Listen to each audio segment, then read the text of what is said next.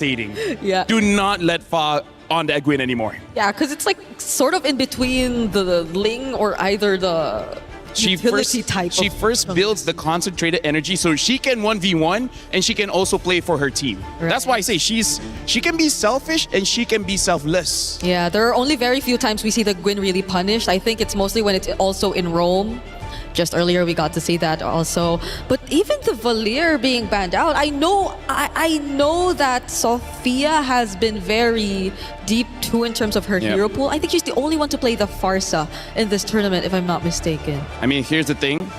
They're clearly showing they're going to have a very heavy front line. They're banning out all the anti-tank. So I feel like they're going to charge for it. They're going to dive. And they're gonna say, SAETA, you have nothing in your arsenal that can stop this charge. Yeah, so I wonder what this Valentina ban is also trying to say. Because it's not likely going to be a sort of priority either here for SAETA.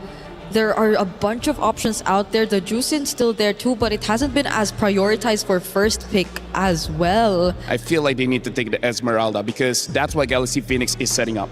Oh, right. They don't want anyone stopping the Esmeralda from just getting close. But does Jessica want to play that kind of hero? Or is she willing to just pick up another comfort pick similar to the Alice that she already shown us previously? But definitely not in this spot. Here's the thing, if she does not take the Esmeralda, there is one other hero, well actually two heroes that can counter it still, which is the Lunox as well as the Balman.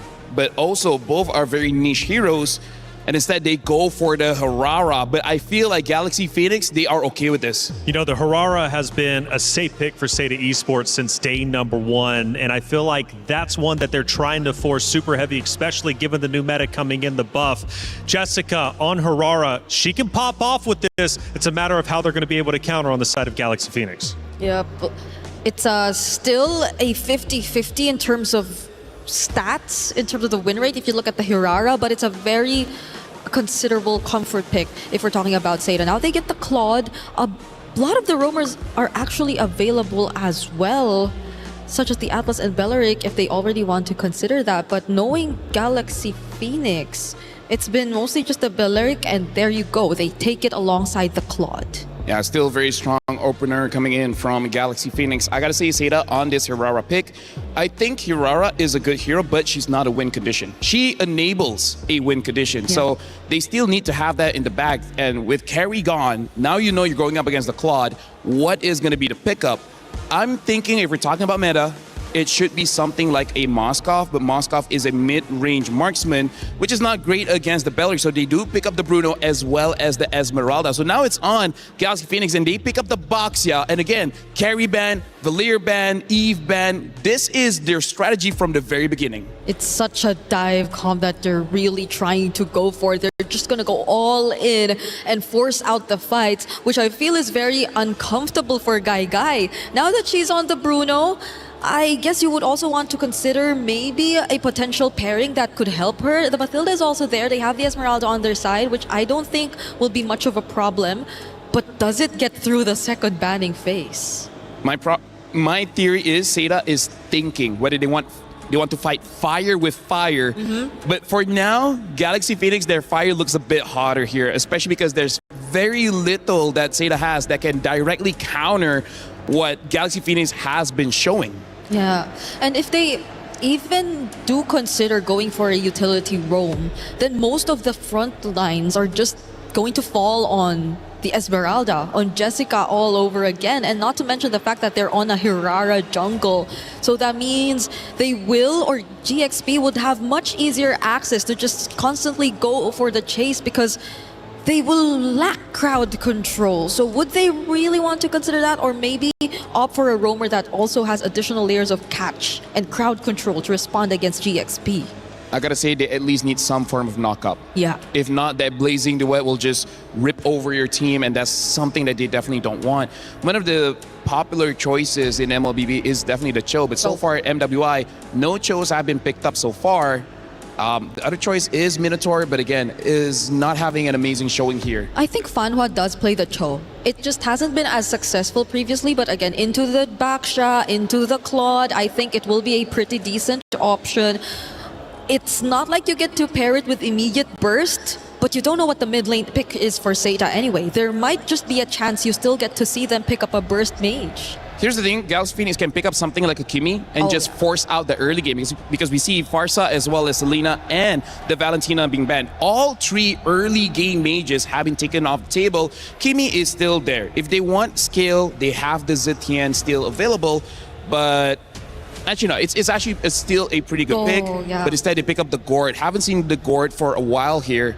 So now SAETA, if they want to go loco, they could go for something like an Estes and just go for an Ube strat. Oh. But, you know, there's a Boxia there, so you're kind of already countered in that sense. Yeah, the Mathildas, the Estes, they are, again, considerable options. But the lack of crowd control might be a bit of a problem here for SAETA because there's nothing that's just going to lock down and hold down GXP once they just keep trying. Atlas is still there, so that should be the pick, no? Oh, right. Right, Atlas is still there.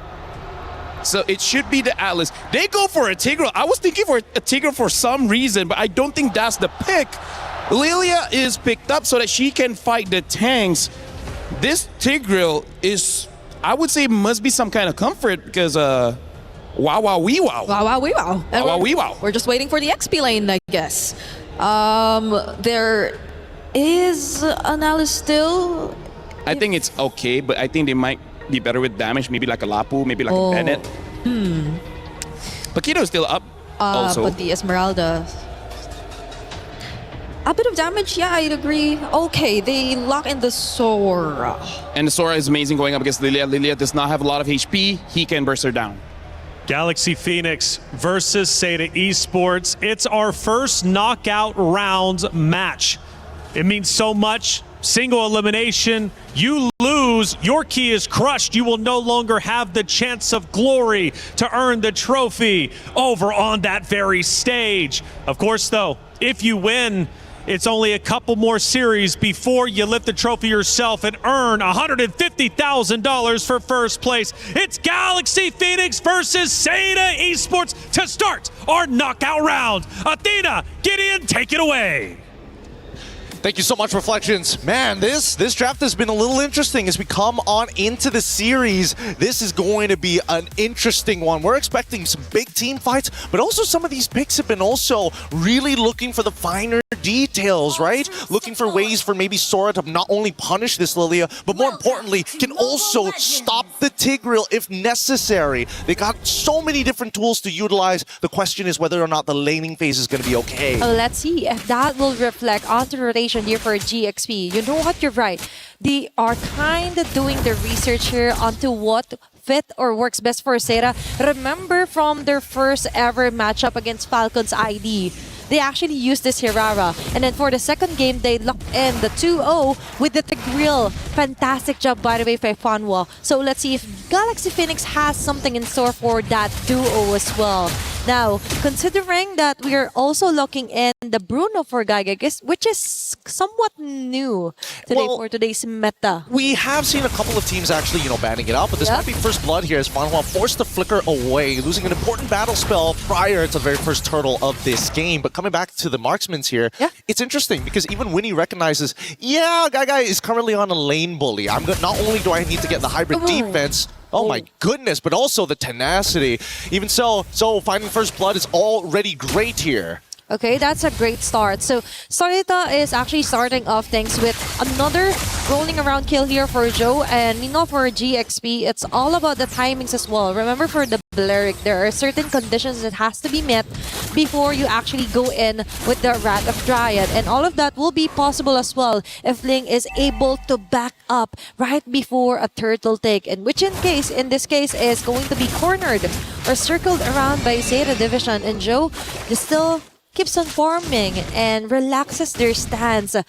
No asserted dominance yet, or no clashes being initiated yet here for Galaxy Phoenix. And it's very understandable. After finding that first blood, they know for a fact that Fa is unfortunately not at level 4 at the right time. So this is pretty uncontestable, assuming Soul was able to find just a couple more camps to get to level 5. Even so, we're already seeing the first few movements, and Cloud Drift's out. Okay, Ling is risking it all. It's Fanwa Fanboy yet again being targeted. And this time it's Galaxy Phoenix taking in the kill. Joe with a counter setup kill here. With a Ling where you take it down. Meanwhile, that's too messy. Jessica was beautiful somewhere onto the back lanes. They just have different targets here for SAETA.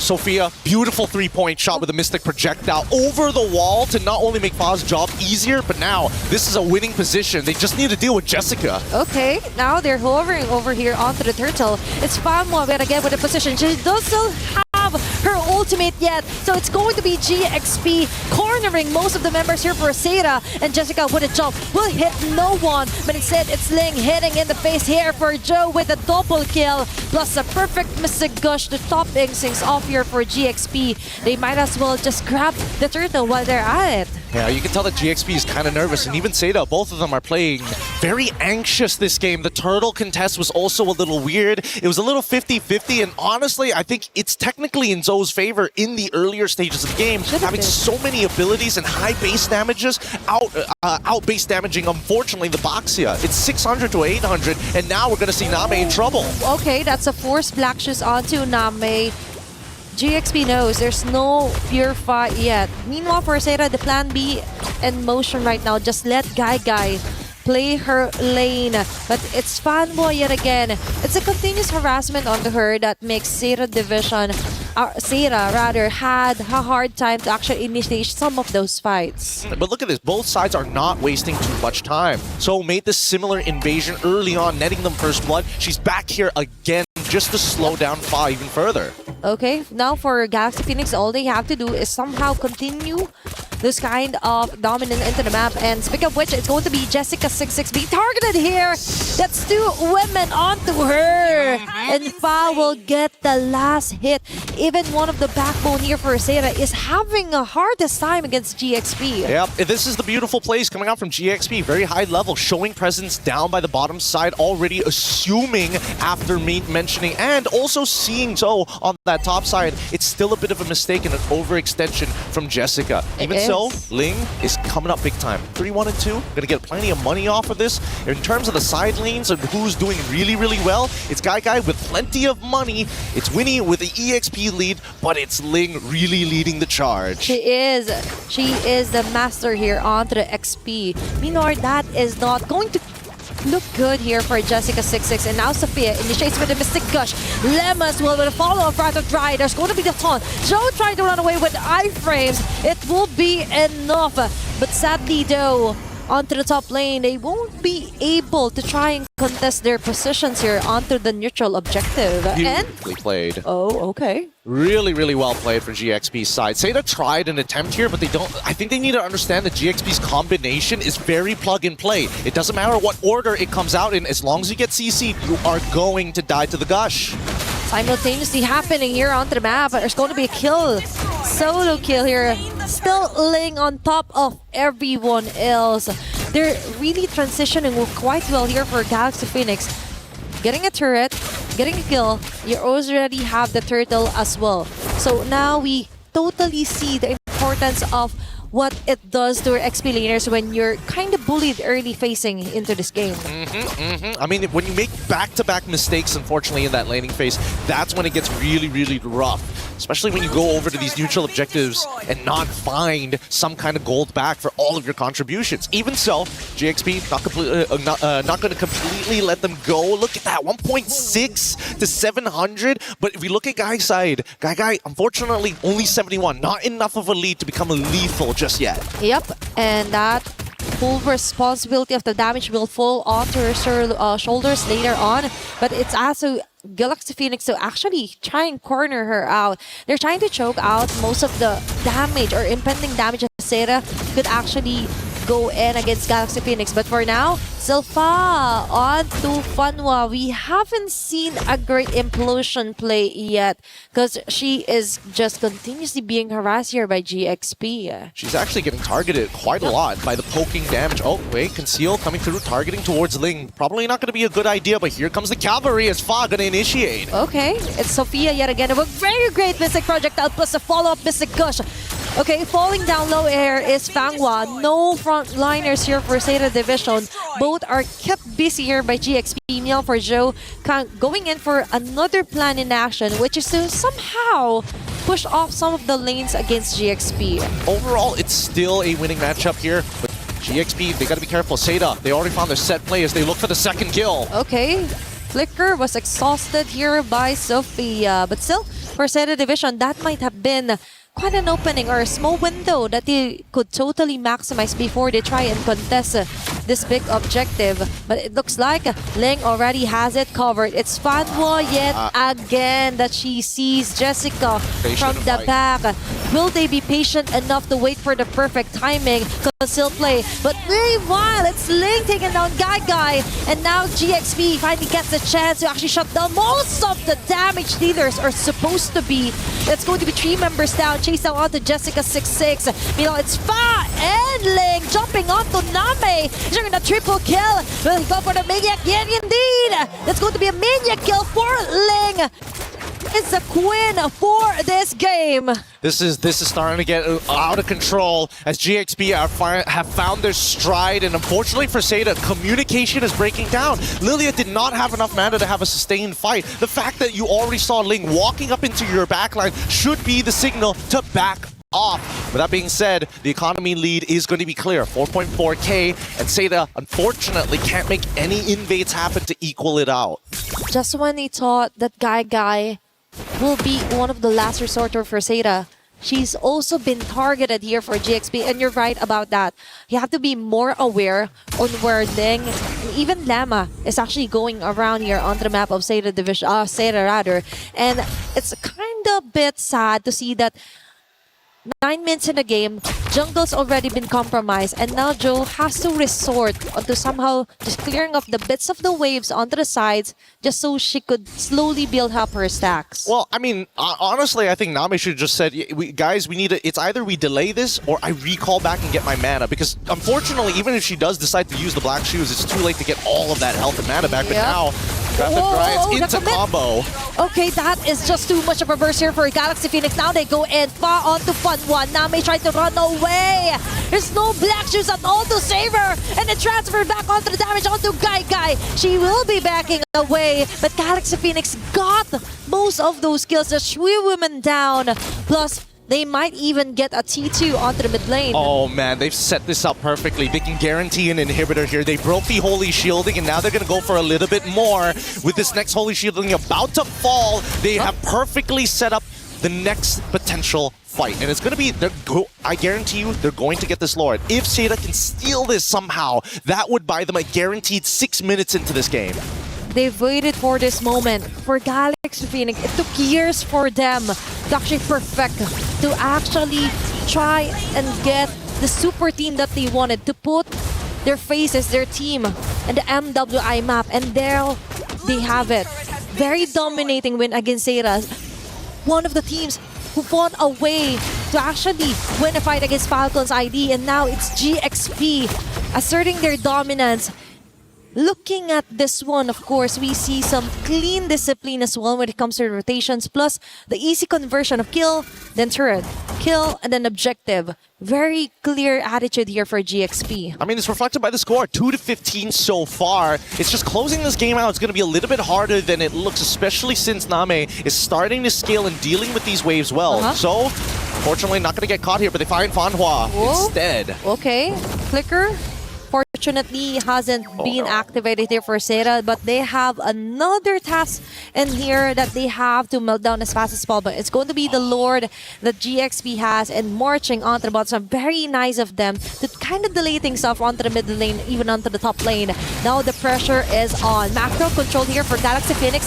Winnie onto the sidelines here, and Lemma with a Wrath of Giant. Funnel immediately down. There's no more counterplay here for SAETA. All they can do is run away while Lane chases them down onto the back lanes, and Winnie goes in with a blazing duet. The cherry on top, Galaxy Phoenix is doing it. Complete members marching in towards the base. It's SAETA trying to fight for their life here. Jessica and Joe Guy will manage to do that, but still, They're on the brink of losing here for game number 1. So close, but still, they can definitely still survive for a few minutes or so against GXP. Yeah, unfortunately, they're not able to cut through absolutely everyone just yet, and the spawn timers is going to allow the rest to actually come back into this fight. GXP could have forced the end there, but decided to take the safe route. This could be a potential mistake if SAETA is able to find a turnover fight, a complete wipeout against GXP to close out the game. I would say closer towards the 14 to 16 minute where the death timers are long enough for them to crush through 2 to 3 towers in one go.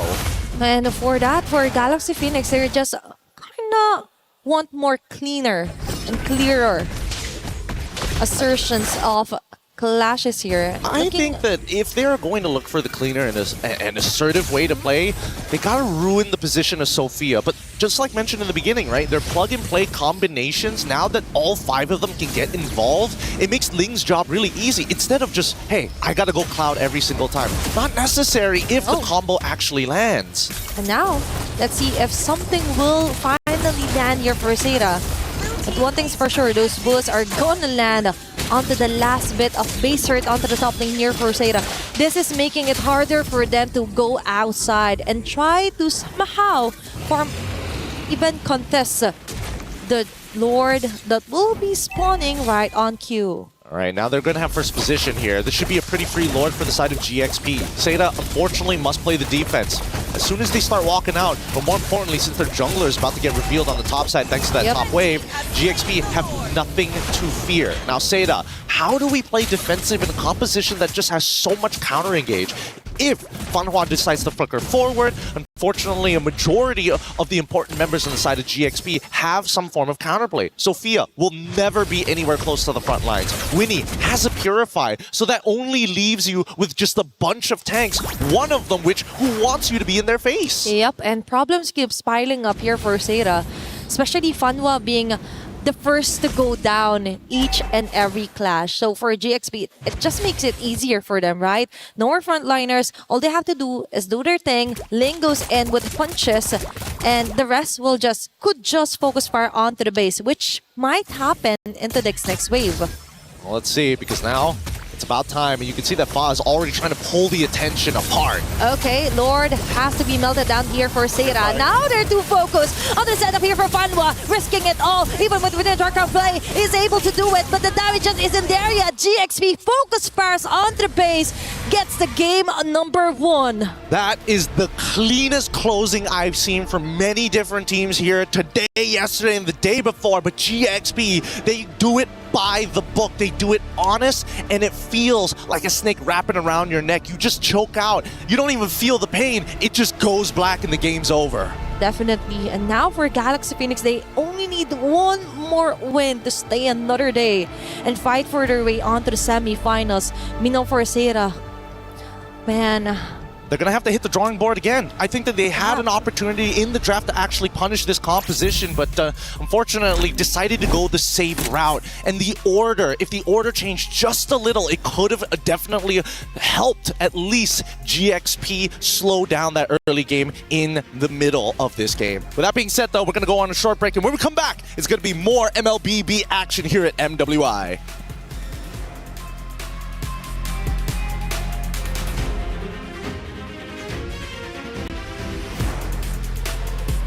A quick round indeed. We might get a 3-0. I'm kind of feeling it, but then again, SAETA Esports has been known to come back and fight viciously in the future rounds after taking a loss. Hey, welcome back into our studio. I'm Taylor Reflections, Noble, Lafell, Brigida. Let's break it down, because from what I'm seeing and from what I'm hearing, Lafell, it's Sora Day. I don't know, man. Starting the very first game of today, the EXP lane has been, I would say, the make it and break it for a lot of these teams. I mean, like, let's talk about this. Ling on a story with only one damage item. Just one. Just one, and she got a maniac. She won a 1v1 against Gagai, against Jessica. Whoever's in front of Ling, they die. Yeah, I even thought it might have just been a Series 1 thing, because these were 2 Sora specialists. That was Team Falcon's ID and Twisted Minds, but it just really keeps happening over and over again. And that's on top of the fact that there was barely anyone to stop her from just going in. I notice it's all smiles on the side of Galaxy Phoenix. For the side of SAETA, as we look in, It almost looks like misery and disappointment from that game number one. Nothing seemed to have went well for them. Nothing went right. They did have a moment in time towards the very end before the final push onto the base where they managed to at least stop Galaxy Phoenix at the 1 yard line. However, it only extended the time just a little bit longer. Can I just say, like, I feel like going up against Galaxy Phoenix is like going through despair, because I don't want to jinx it. I really feel like they can go all the way. I feel like GXP can go to the grand finals because as of right now, like I said, not only do they win, they make it look very easy. Especially I like how Gideon put it. This is a very plug and play kind of draft where sometimes you have a draft where you're waiting for that one person to make a play. But every single hero that they got, Gort can have a long-range stun. Yeah. The Boxer can just jump in. And even the Sora, you can either assassinate or set up for your team. But let's talk about our first action of the game. One of the winning moments, at least, coming out from the side of SAETA, or excuse me, Galaxy Esports. We look now at the 8-minute mark. We're getting closer to the fight for the lure. But when we look at the left lane, my goodness, is there a fight developing? I believe this is the moment where we see Ling get that Maniac. She started off by taking out the gold laner first, the main damage dealer. And then after getting that triple, they're like, okay, you know what? This is mine. Yeah, and that gold laner kill was so easy because Fanhua, I think, was very active on trying to find those implosion plays, those setup plays. And she does find them. She does get 2 or 3 members every single time. But then what's next? They don't get to actually provide the follow-up. Ling has been always attempting to isolate the backlines. And we take a look at our second one. Great breakdown. Let's break down another. This one's most likely going to be about 10 minutes in. We're just nearly there. Again, we go back to the mid now, even to the bottom right, and we start seeing another skirmish develop. This also just shows how individually everyone from Galaxy Phoenix, they can take care of themselves because there's dives. This is basically like a 1v1 everywhere else. And it's just like, you against me, who's going to win? And every single person from GXP won that bout. Yeah, and it's great because whoever starts to try and go for the fight and jump in, it's always them also being on the same page. Because sometimes you see people just trying to go for engage, but the targetization seems a bit off. Like they go for very different targets. But in this scenario, GXP, if Fao wants to go in, she jumps on a single member, then you could expect just everyone to focus fire on that before they move on to the next. One more final moment to check out during that first map that we ended up witnessing. And this time we go to the 11:30 mark. I believe this was one of the first base attempts, and it was in fact SAETA Esports who was able to hold them back, but only for a little bit of time. This is kind of showing how GXP, they're able to win by taking out all the firepower, right? Just like how Brigida has been saying, like, you can have a good setup, but without the damage, it really doesn't matter. It's like getting a bowl of ramen and then having no spoon or fork or anything. You're just worse. You're just looking at it. Give me 2 twigs. I'm still finding a way to eat it. Imagine having ramen, just nothing. At most, you can just get the soup. That's it. I'll figure it out, though. LaFell, me and you will figure it out, okay? Bree, that final moment, though, casters were even saying it was one of the cleanest attacks onto a base they've seen. In a way, And I agree. But also, it's partly SAETA putting themselves in that position because Fanhua again tried to go for something, and that's with the knowledge that the Belleric still had the Wrath of Dryad. You just always have to be aware that this is such great catch. This is such a great way to just intercept whatever you want to do. And it's so low effort. They barely had to do anything. Lima just had to wait so she could cast the Wrath of Dryad, and that's it. Now, one of the things I brought up during the hero selection, breaking it down, is for SAETA, they love that Harara. Now, you did point it out, LaFell, that's not a win condition, but more so a piece of the puzzle that SAETA Esports is trying to put together. Felt like SAETA tried to do this on day one. It actually ended up working out. Relatively similar hero composition. Are they too reliant on the Harara? Do they need to switch things up? This is also why GXP is so strong because, like I said, they're the masters of rock, paper, scissors. They know the Harara is going to get picked, right? Instead of batting it out, they allow SAETA to just take it so that they can have a draft that makes it so that Harara could not do anything. They ban out the carry, they ban out the Valir, they ban out all the anti-tank heroes so that they can have all the tank heroes so that Harara come in and is like, okay, can you kill me? You cannot, then you will die. Yeah, because we've been saying that you need to set up for the Hirara to be successful. It's not like the Hirara is just the one making things happen. So there are certain conditions that have to be met, and in this case, they did not allow any single one of them to get through. It was tough, and speaking of not getting through, Bree, I mean, Zhao was the only one with kills onto the side of SAETA Esports, having 2. having 2 total eliminations. For Galaxy Phoenix, they had close to 20. But those all happened in the early game, and that was about it. One and the late one when she got the clot, right? Yeah, that too, but most of it just really was when they could really take the Hirara and take advantage of how mobility is reliable, how the burst is slightly reliable, but everything else after that was just countered out here. It was tough. It really was tough to watch, to say the least. SAETA Esports, I know, has so much more potential than what they just showed. I know for a fact they can play better than that. But speaking of playing better than that, what's the game plan? You lost that so quickly, it's even hard to get upset about it. Granted, we did see the player emotions, LaFell, and they were clearly feeling that loss. Because I really feel like they understood that there was not much that they can do in that game. That was the phases of saying that they knew what we were going to do before we did it. So how do we outplay that? Because let's talk about the bans. Guinevere, one of Fa's best hero, got banned, and she still had the Boxia. She will still have the Ling. If you have 5 bans for Fa, she still have a signature hero. That's why I say it feels like despair. Yeah, but I'm pretty sure they still have so much to pull out, and they're not even pushed to the limit. Like every single draft feels like they've just been expecting everything to come out, and they eventually get a hold of what they want. You know, coming into this again, and I keep bringing it up because I think it's such a cool story, SAETA Esports was built for the MWI stage, but that means their hero pool as well.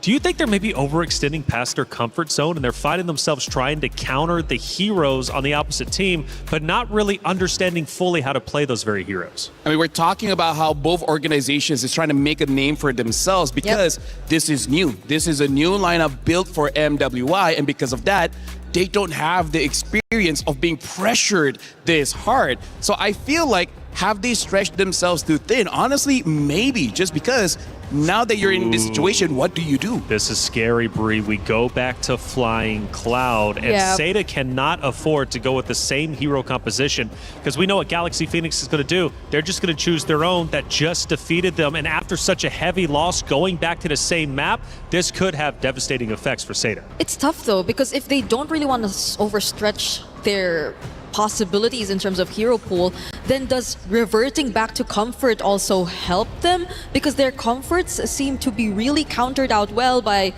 Galaxy Phoenix nonetheless. That's a good point, but we just witnessed Gen G try to do that. They went with their comfort picks, and they unfortunately ended up losing. So it's not a guaranteed, but it is something that I'll still stand behind. It does help, especially whenever you're feeling uncomfortable going into the next map after losing in such a severe fashion. I feel like you need to find a good middle ground. Yep. Because like maybe 2 or 3 players need those comforts. The other ones need to be a win condition, right? They need to be meta here, because right now for Galaxy Phoenix, they kind of know the comforts of SAETA and they're just taking it all out. And this time, look at the difference here. They're not betting out anti-tanks. Now they're betting out burst heroes. So maybe they just want to show off more heroes. Just be like, hey, we got more in the tank. Hey, what if it's an assassin game this time for I Galaxy think it might Phoenix, be. right? Because if they don't want these annoying XP laners to just come in, well, the carry makes you think twice just a little bit, because there is also a chance they took it out. But these are mind games. Like, SAETA are probably not sure what the game plan is for Galaxy Phoenix at this point. Just give it the first 3 bans that they decided to show us. I feel like Belleric is a pretty safe pick because, again, that's one of the heroes that Lima really likes to play. Other than that, everyone else has been so good. Belleric has been picked up. So now for SAETA, the problem is they don't have a carry to really fight against this Belleric. So I don't know. Even taking away the Sora is so dangerous because the Valentina is still there. I agree. At this point, they just want to snatch away the Lilia, so they have to deal with less problems if a Belleric-Lilia combination shows up again. But that's not the only thing you can expect from Galaxy Phoenix, because if they go all in on the more tanky heroes, then they might just also opt for the likes of a Jusin, because it's also still open, so they have more ways of responding to it. But it's scary, but comfort is the game, I guess. They're showing comfort with the Sicilian pick, but that Sora early pick. A reason why we don't see Sora so early, it's so counterable, especially with that Valentina. So that's a risk, saying that I don't think you'll pick up the Valentina, and they don't. They pick up the Phoveus, but Phoveus is also a counter towards the Sora. And now that the Phoveus sees it's a Sicilian, it's not a Gord, it's not a Lilia, the Phoveus will be fine. I feel like SAETA, they just overcommitted on that Sicilian pick, making it an easy Phovius pick. Yeah, and you're forced to play slow. You have Yes. to play slightly slower than usual. You do have a Sora, but the fact that it's already countered out, then you have much limited movement across the map. And now they get the next best option, I guess, which is also the Claude. So not even the Sicilian is safe. You'd have to be worried about sudden entries from the Blazing Duet. The way that the draft has been shaping up, they even got the combo Carmilla as well as Cecilia. The way it's been shaping up is like SAETA is running in one direction, and then Galaxy Phoenix is taking brick by brick, making a wall, making sure that you're gonna run into that wall. Because as of right now, SAETA said, you know what? We are going for comfort. We're going for wombo combos. So just hoping for a very big team fight win, but that's one of Galaxy Phoenix specialty, especially with that Bellaric. I don't know if that's the best way to draft for this one. I hope SAETA at least find some way to play opposite side of the map, because if they're just going really heavy on team fights and you're already forced to play slow, then that just really lessens your chances of being able to catch up to Galaxy Phoenix, because I just feel like Galaxy Phoenix are always going to step on the gas. They're not really going to allow SAETA to play whatever game they want. At this point, Galaxy Phoenix is riding an electric vehicle. It's so instant. You just can't stop it, right?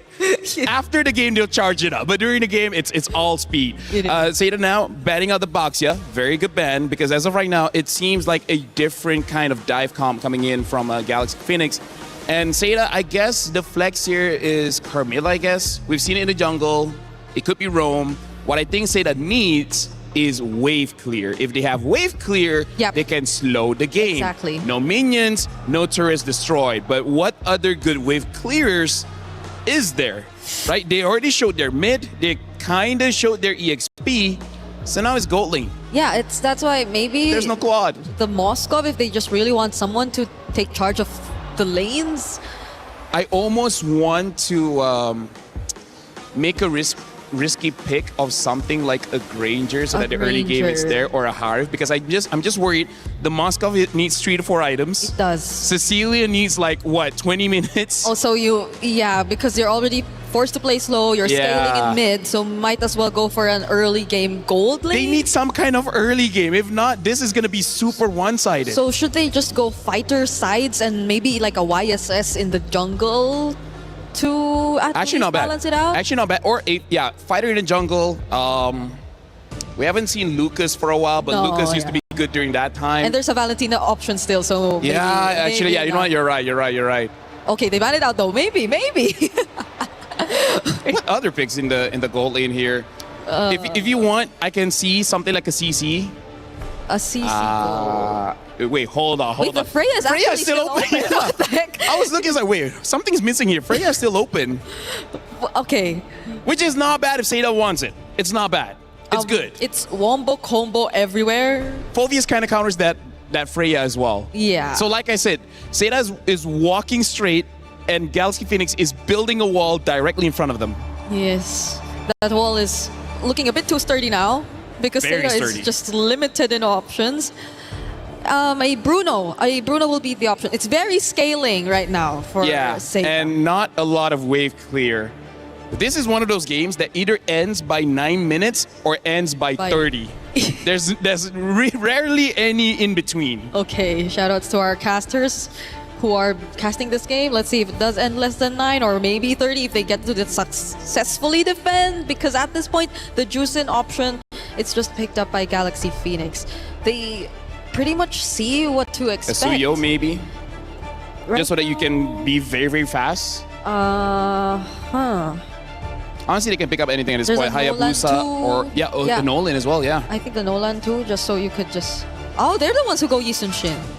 So just in case if the game does extend long enough, they do have a double marksman. Honestly, this is a very good respect coming in from Galaxy Phoenix. They see that SAETA is investing everything into the late game so that they just get 2 late game heroes. Honestly, that's a lot of respect coming in from Galaxy Phoenix. Yeah, they were able to sense it from a mile away, but SAETA are still looking for their jungler. Well, we did float the idea of a Carmilla maybe being flexed, but Maybe it's more of a roam pick if you're looking at the current setup for SAETA, not unless they just really want to go full support and put all of their eggs in one basket and revolve around the Bruno Sicilian late game and go utility in the jungle. Or wow. Okay. I feel like I want to ask the opinions of Gideon here because export makes sense against the Phoveus as well as the Belleric. But, hey, maybe it can work. Maybe it can work. Maybe it can work. Well, it's going to have to work for sure. SAETA Esports built this roster specifically for MWI, and it's worked out so far. But is this going to be the end of the road? Well, they need to come back in the series. It's a best of 5 after all, and Galaxy Phoenix is already well ahead of the game, winning game 1 in such a convincing fashion that SAETA Esports now has to go for their comfort picks just to feel alive in game number 2. It's Galaxy Phoenix versus SAETA Esports Map 2. Athena, Gideon, take it away.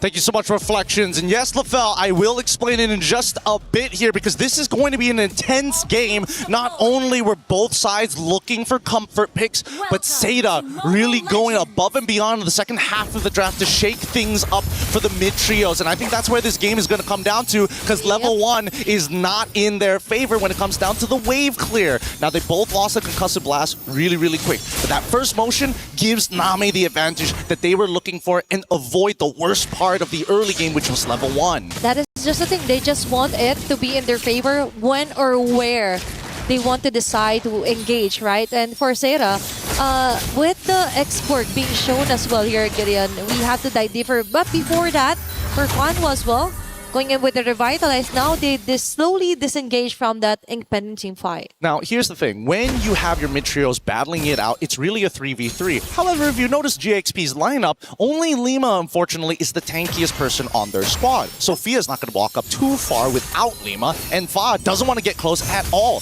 Now, here at level 2, this is where Sophia can get really, really aggressive, but SAETA want to punish this. They are taxing the HP pool and also using the waltz so that Fanhua can get really aggressive and still walk out of safety. Plus, the additional shield is really helpful for them when it comes to clutch moments, right?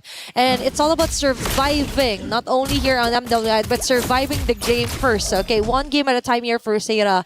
And now we also have to somehow look at a closer look on how will Jessica fare well against the Phoveus of Ling later on. Now she got this huge advantage with the setups with the Cloud Form current term, plus now she actually has damages she could inflict upon GXP whenever needed. And right on cue, it's not going to be, or it's might be going to be onto the objective here, which is a turtle that spawned right on cue.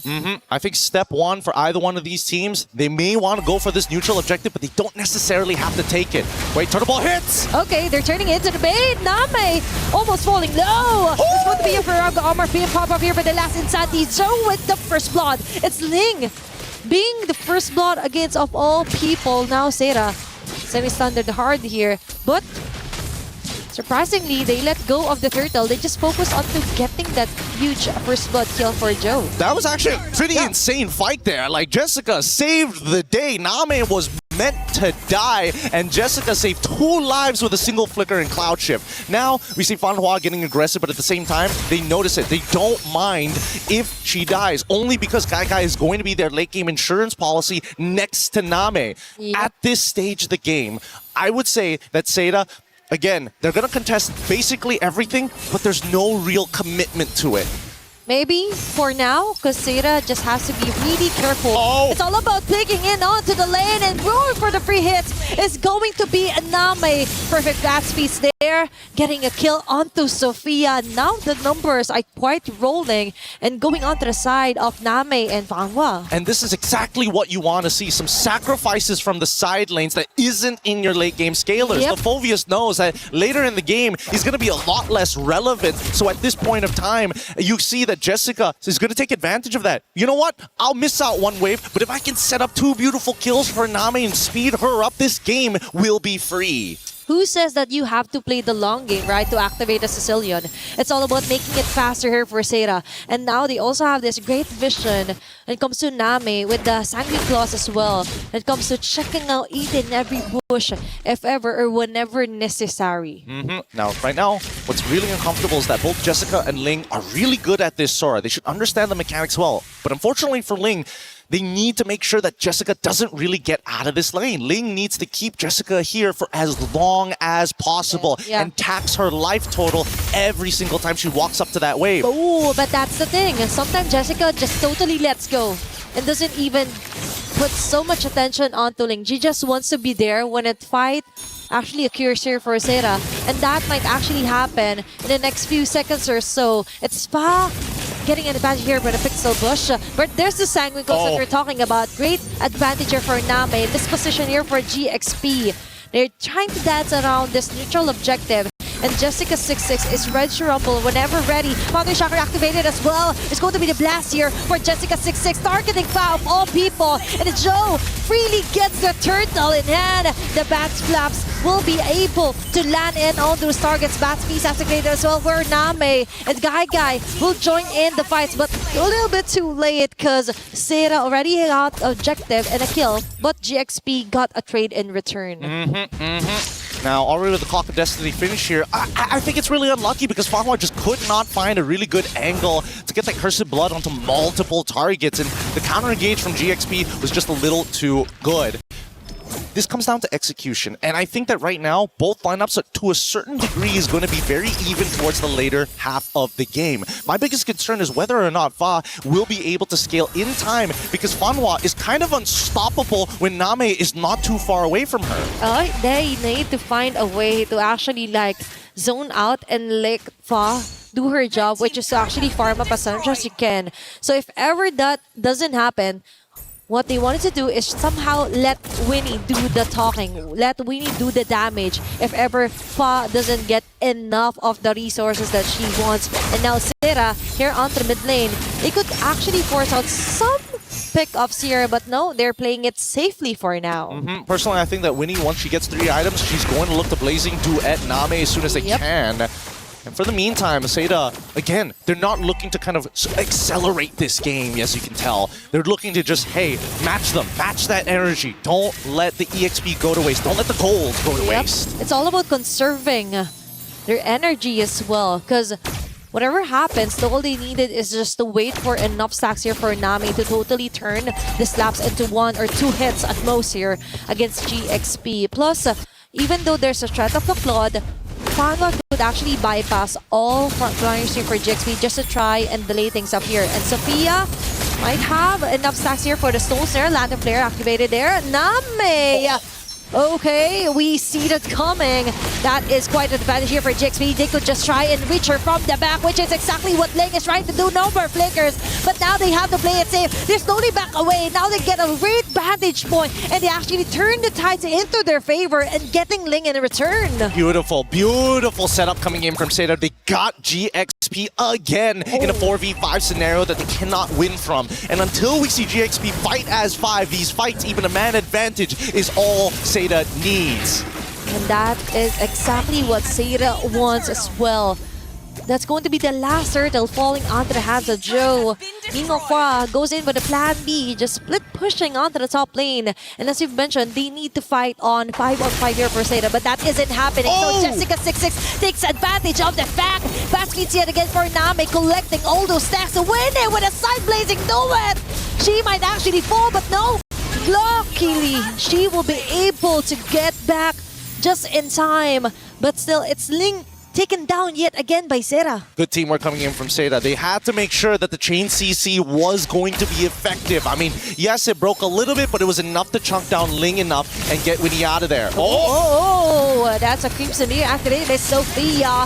A slap is there, but last insanity committed here by Joe just to try and ensure the kill if ever necessary. Name with a bad speed free hit on to win a finish. of all people, will be taken down. Flicker out here for most of the members of GXP. But still, for SAETA, it's all about throwing the body Fanwa to get something more in return for SAETA. Yeah, but the thing is, they're not finding any more moments. Now GXP is starting to get into a scaling, starting to scale up into this match. Endless Battle already purchased for Yi Shin. It will be able to start sustaining and getting in and out of these fights more effectively while still maintaining high bursts. When we look at everybody else, Guy so far already with 2 very valuable items is looking to get that Malefic Gun to extend her range, and then the composition is complete. Yep, it's all about making Guy more dependable as well. Like compared to game 1, she didn't have enough time to actually scale up. Now she has the advantage. She has the position. Now they destroyed her onto the top lane. Controlling the macro as well is one of SAETA's weakest points from previous games, but now they're also focusing on balancing out waves.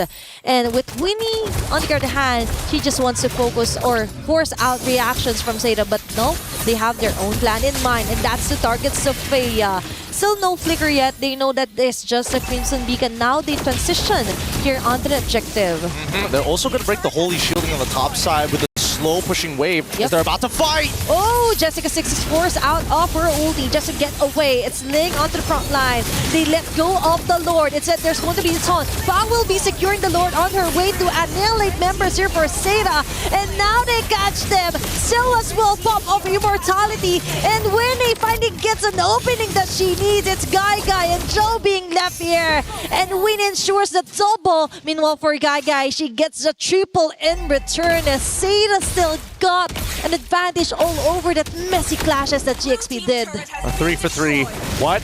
Hold on, no, Jessica in trouble. Unfortunately, no ult, and now it turns into a 3 for 4 in favor of GPX. Okay, now they finally get something more out of messy teamfights, miss initiations, and what mattered is that they were able to actually get an objective while they were doing so.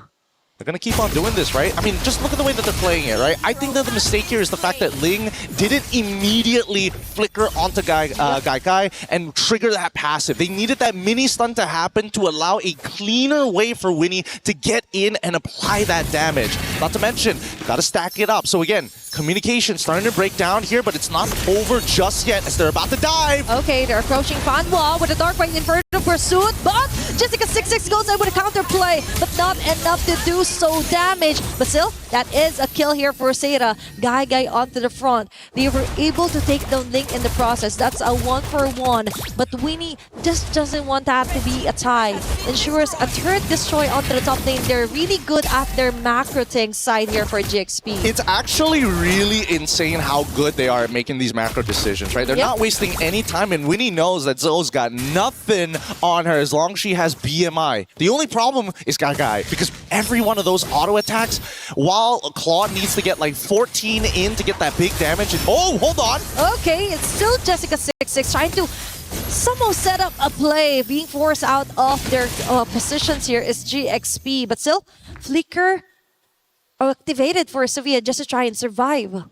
I think at this point, SAETA getting a little nervous here. Ice Queen's wand being purchased from Zoe. Now they can play the traditional front to back. The composition is already complete. They just have to fight 5v5, and it's the onus is on GXP to kind of break those boundaries. It might be a little bit hard, right? Because that cursed blood, it's just too dangerous. If any of the squishier targets like Winnie or Fa get caught by it together, I think that's game over. That is super risky here for GXP, and that's why they're really being careful where to target. It's being caught in a crossfire here for the members of Jessica6 and SAETA. Actually wants to get a kill. Even the flicker for Name, but that is going to be an easy kill here for Fa. He definitely knows there's no more escape here for Name. Beautiful, beautifully played by Fa. Looked for the flank angle, was really patient. Unfortunately, Ling might have died there, but they were still going to risk it, especially if they find that shutdown onto Name. The slower Name scales, the better it is for GXP. Yep. With Galaxy Phoenix now, they're focusing their attention on controlling out the wave and position when it comes to taking out the Lord. It's going to be a free Lord here for Galaxy Phoenix, and now great zone out by Lemma and Sophia against SAETA. It's looking really good here, but unfortunately for SAETA, despite the score being 8-11, the Lord is in the hands of GXP with a 1k lead, looking to explode it into a 5. However, now that bottom side, no holy shielding both top and a bottom, it kind of doesn't matter. I feel like GXP has kind of conditioned SAETA a little bit. And yes, look at that mid lane. Oh, what the... Fan just lost her ult. Okay. Kind of a whoopsie here for SAETA, but still, it's Jessica26 with a great initiation. But Santi, though, members here from GXP will be taking the one by one. It's still Guy coming up on top. As you've mentioned, it's all about the free hits here from Guy. She is a woman that GXP has to hunt for. I mean, they could have gotten a lot more there, but then again, maybe it's a blessing in disguise. I'm pretty sure GXP saw the random Curse of Blood being thrown out and thought, we could force this, but they forgot about Jessica. That Cloud Shift works just as good as the main initiation tool. Okay, now for SAETA, they just have to be really careful onto like controlling the wave as well. They have very good initiations, to be honest. All throughout their games, they're really dominant when it comes to clashes. They really know how to play the micro really well. But the problem is that most of the time, even not so in super long games, 15 minutes is considered mid-game, right? And they're already gotten their base turrets already destroyed, but most of the opponents that they play against, and that is somehow frustrating if you're SAETA, because you also have to double down onto watching out the long lanes here, but Lema instantly being bursted down. Okay, Fa was actually waiting for members here from SAETA to actually exhaust all their ultimates. Last Insanity committed as well. It's Winnie being caught.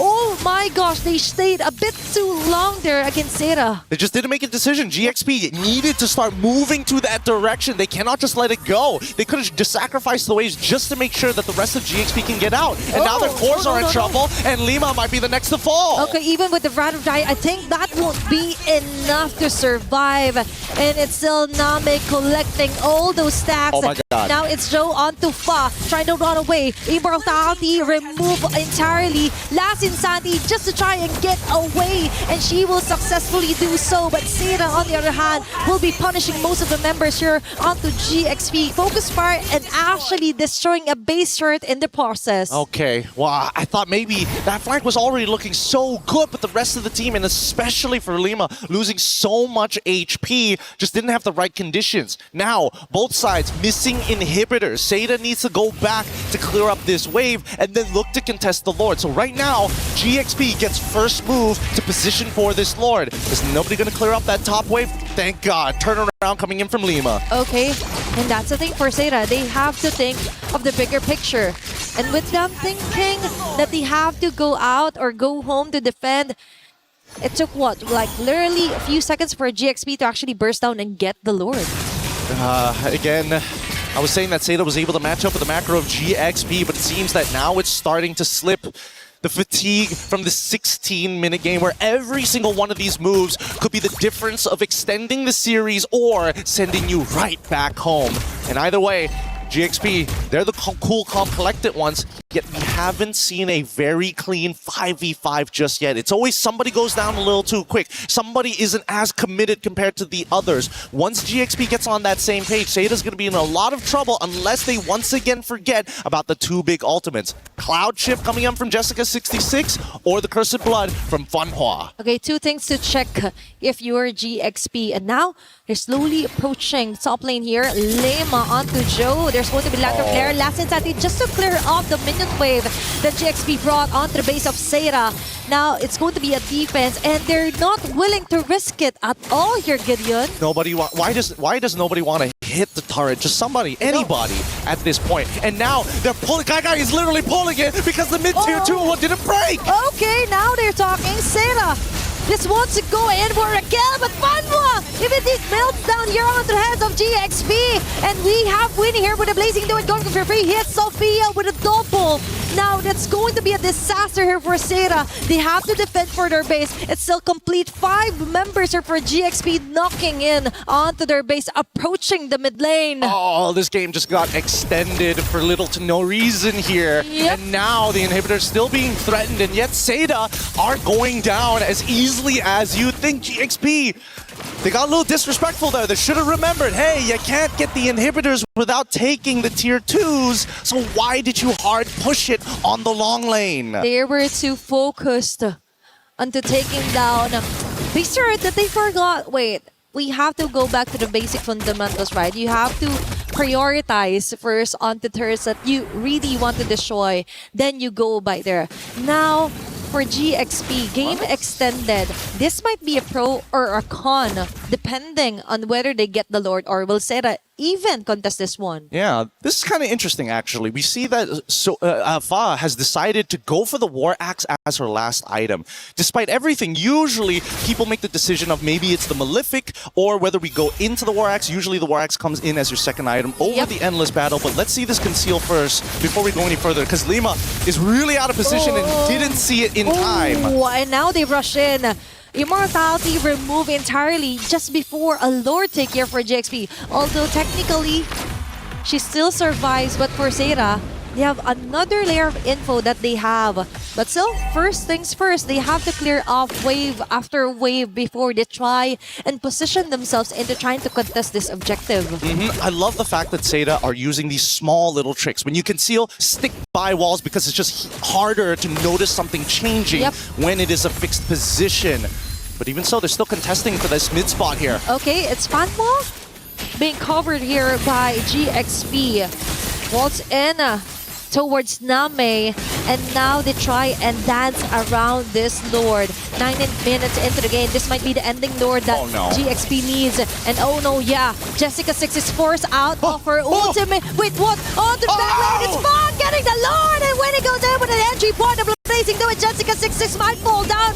Yes, indeed, and Ling on the hands out here, and Guy gets in with the multiple balls ahead, getting for the free hits. SAETA is doing it. They want to survive, but wait, there's more. They have to go back. They have to defend their base, and it's Winnie on their back. That's 4 women across the map trying to find a way to go home safely to defend against GXP. This might be the first time that both SAETA and GXP have been put in this position. This is the sloppiest we've seen. So nasty as they 5v5 around this Lord pit. A steal from Fa, but yet we are seeing that SAETA are coming out of on top. In a lot of these scenarios, both the XP's down and one chance to survive. Okay, they still have the capability to extend this game.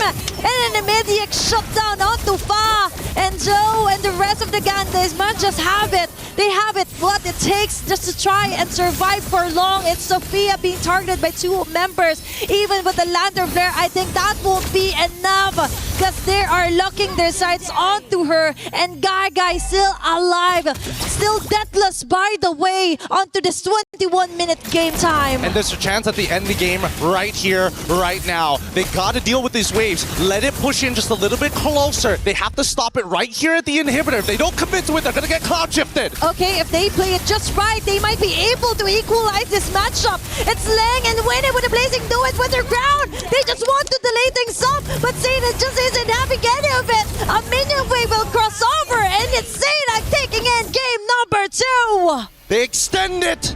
They bring it to one chance, one more game to see SAETA versus GXP. Holy! Both of these teams are pushing each other and are grinding each other down.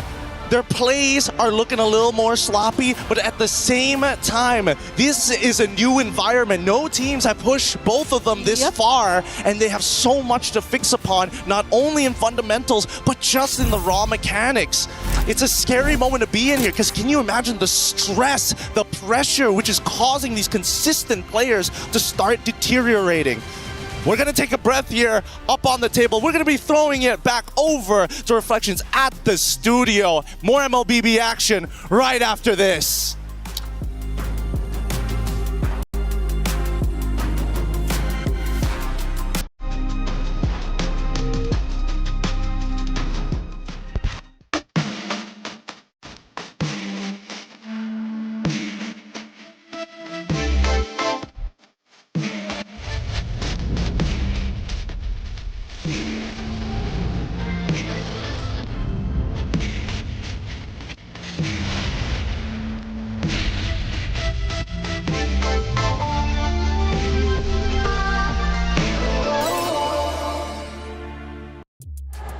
What an unbelievable game with incredible results. It went back and forth for a full 20-plus minutes. In the end, it's SAETA tying up the series 1-1.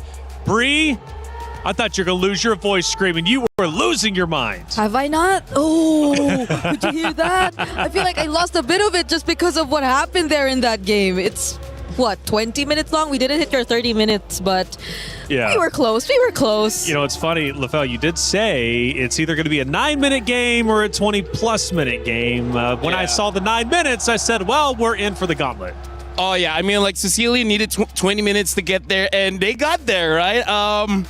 I feel like I cast a curse Galaxy Phoenix just a little bit by saying they could go all the way to the grand finals, and then that just happened because, let's face it, SAETA had an amazing game, but Galaxy Phoenix, a lot of misplays, especially from Winnie. Well, you're very passionate about that one. He did put a disclaimer that he doesn't want to jinx it, but you know, Caster Curse might just be a bit too strong for today. It's a real thing. Sora is a real thing too for Happy today. Sora Day. Sora Day.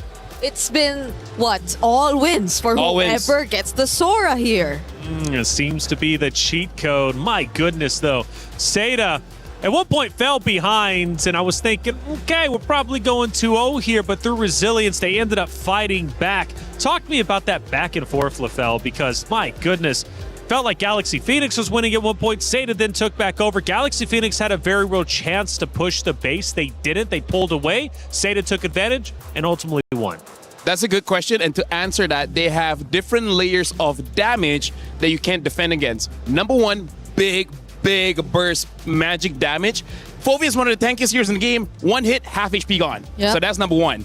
Gagai, big burst physical damage, right? So that also deals with the likes of the Claude. Yep. And then you have continuous true damage coming in from the X-Borg. So they have ways to deal with the tanks. They have ways to deal with the squishies. And look at Jessica. Even Jessica, after that win, I feel like some tears there because she's like, serious emotions, man. That was a very hard game. Serious emotions. I mean, to lose how they did in map 1, Bree, right? Yeah. I mean, just such a convincing fashion. Zhao was the only one with 2 kills. That was it to like the 17 or 20 on the opposite side.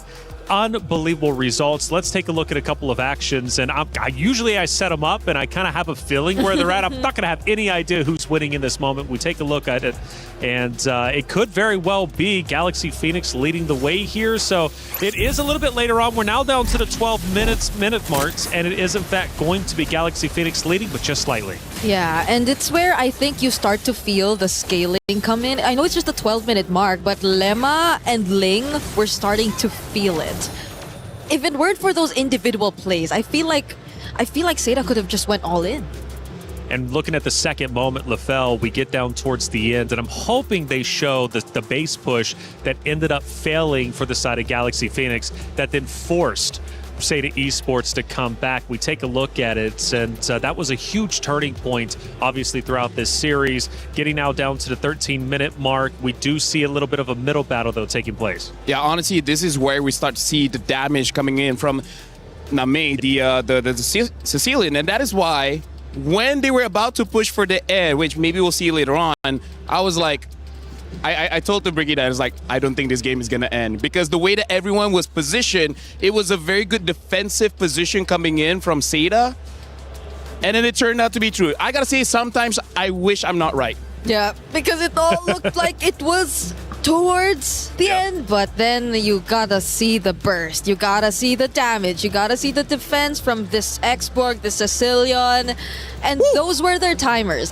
You gotta give it to them. That was a moment where they just could defend until the very end, and they did. They did indeed. Athena and Gideon were giving it their absolute all. We have a caster reaction. Let's listen in and hear how excited they were. The GXP brought onto the base of SAETA. Now it's going to be a defense, and they're not willing to risk it at all here, Gideon. Why does nobody want to hit the turret? Just somebody, anybody at this point. And now they're pulling. Gaga is literally pulling it because the mid-tier 2 didn't break. Okay, now they're talking. SAETA just wants to go in for a kill, but Vanwa immediately melts down here onto the hands of GXP. And we have Winnie here with a Blazing Duet going for free hit. Sophia with a double.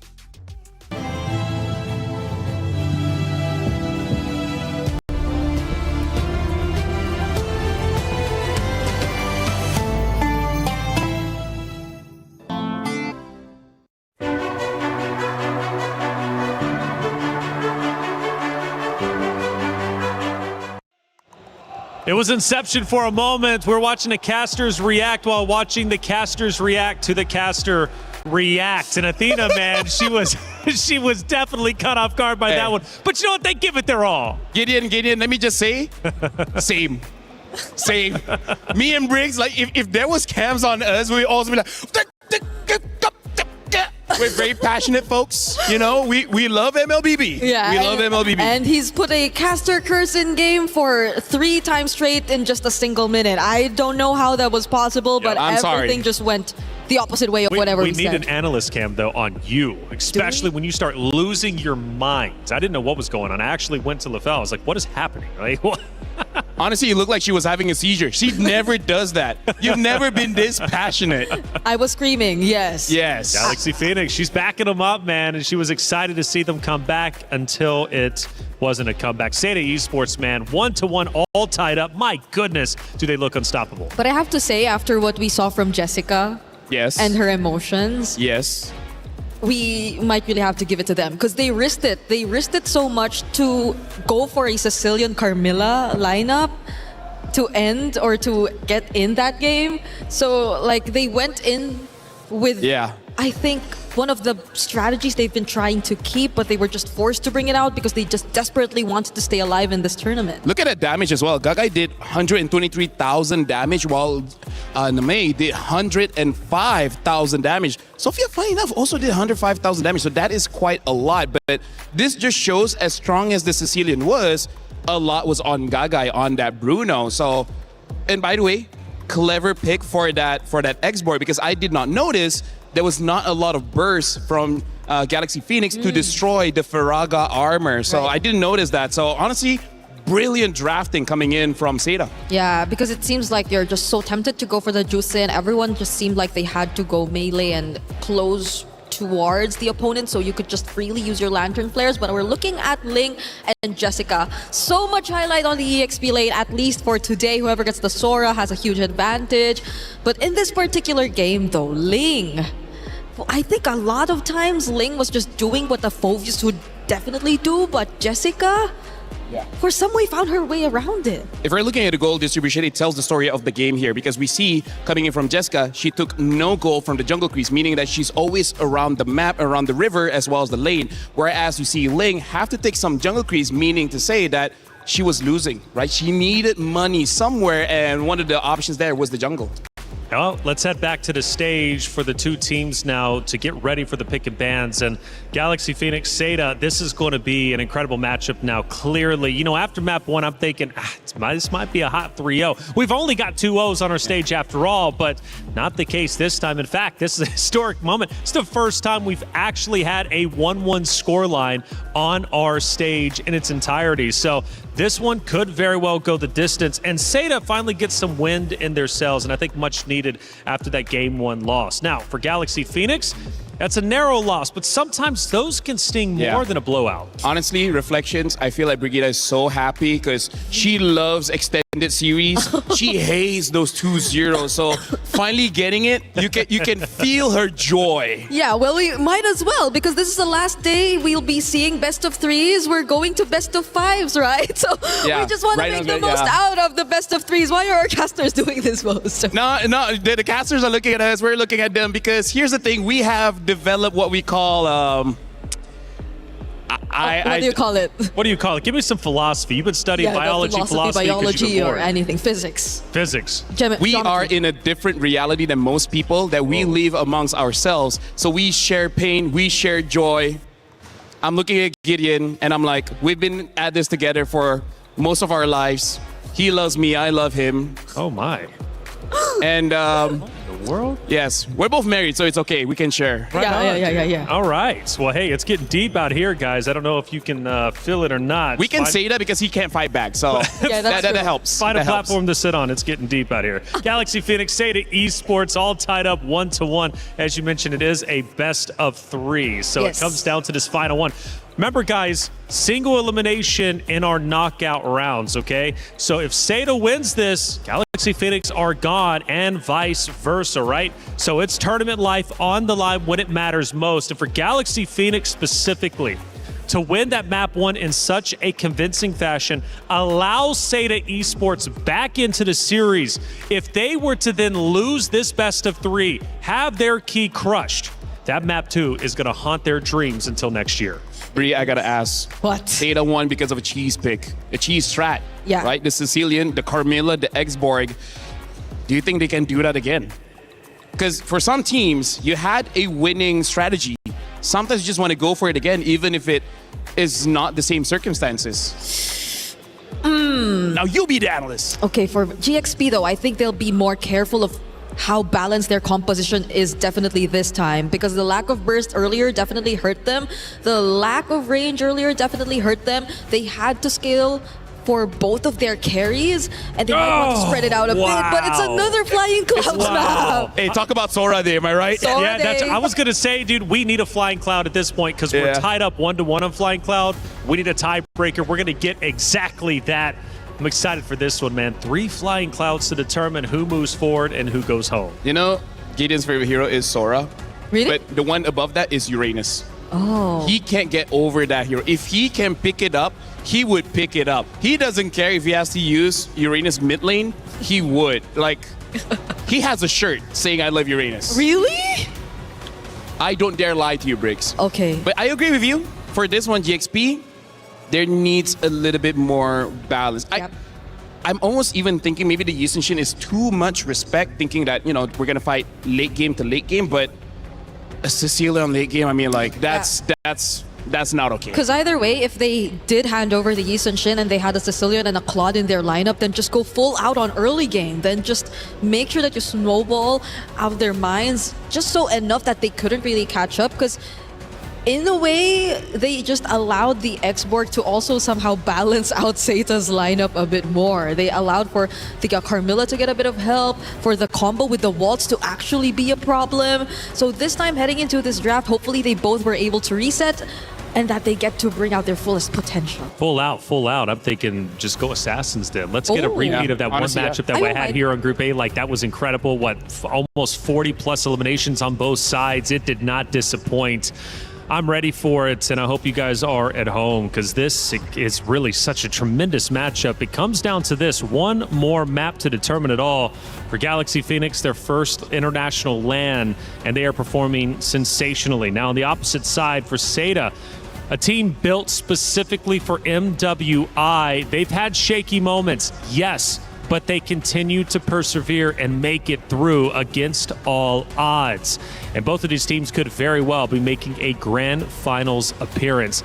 It's not going to be easy, but nothing ever is if you want to be a champion. We're going to have our hero picks in just a minute. And we've had 2 diverse hero pools between both rosters for sure. I'm just hoping for SAETA, they get that Sora pick, they're going to be in some Ooh. good hands. Yeah. But Harara, that is also one of their defaults, and it didn't work out in map 1. So let's see what they do going into the pick and bans. I want to see what the respect is, because they had a counter for the Sora, and it was not enough. I think it's also really more on the Sora now as a prio rather than the Hirara. Hopefully, if ever SAETA does go to blue side, because I think earlier they were on... Were they on red? Earlier? They were on red because were it on was red, an right? Exborg red 5 Yeah, pick. so hopefully this time they might as well... Oh, but wait, is Sora really first pickable though? Here's the conundrum. Conundrum. Big word, huh? Big word. Say they get a Sora. Okay. And say you want to run that Sicilian again. Sicilian dies very fast to a Sora. The reason why Sora has been doing so well is because teams know each other so well. SAETA knows Galaxy Phoenix. Galaxy Phoenix knows SAETA. I know Gideon, right? So they know that these damage dealers need some kind of answer, and the answer is Sora. Sora. Deals a lot of damage and usually gets away with it. Okay, so maybe, just maybe if they do go blue side, we get to see that. A bit of change, and it's something that will definitely apply. You call it, I guess, the tournament meta, quote unquote, especially in this context. But there are also a lot of other things that we're yet to actually see prioritized. The Freya, I think, was disregarded this entire series. Yes, I was very disappointed, but okay. So I'm wondering what the plan is gonna be, because they definitely are thinking hard about this. The other word for tournament meta is pocket meta, which Oh, yeah. means it's just a meta for this current situation. So I feel like for Galaxy Phoenix, I think just go back to one of the strategies that they have used to win, because at this point, again, like I feel like they're playing Galaxy bad, not even global bad, right? It's like we've used this once, Galaxy bad. so never again. Except the Claude, though. They never changed the Claude. Do you feel like they should finally change the Claude? Maybe not. There were a few times Winnie was in a position that a Claude should not be in. Yeah. But it's also maybe stemming from the understanding that once you push the waves against Team SAETA, you just get such a huge advantage, because that seemed to be one of their biggest problems too in the previous game, in all their previous series. Yeah, the wave management is something that's lacking a bit. Actually, maybe that's also why they banned out the Moskov. They want to ban out hero that can protect the waves. Because, yeah, at this point, SAETA, I feel like that game number 2, they won, but it was kind of a nightmare as well. Always have to go back to base, make sure the minions don't end the game. It happened like, what, 6 times minions almost ended the game. Yeah, and they...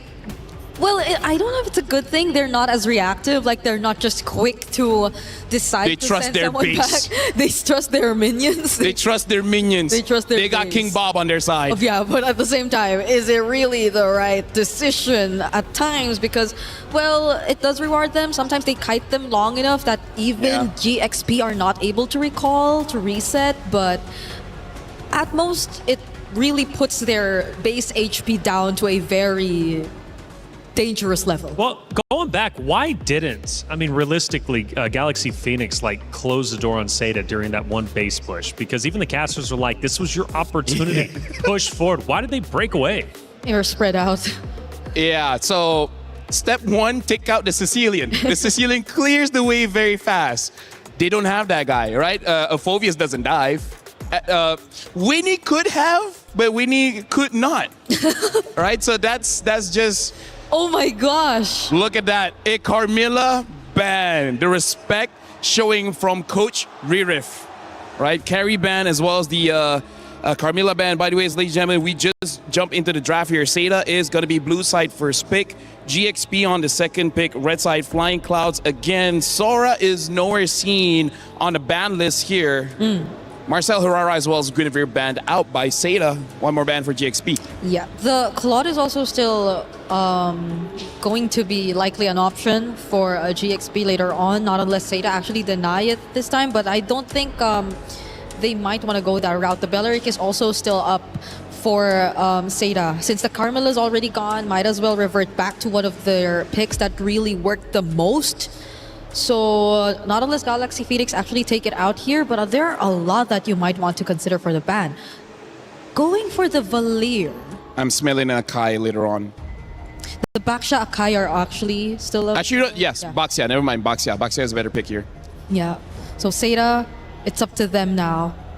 The Balearic is up again, open. If they're already expecting the Baksha to come through anyway. Or do they deny the Claude?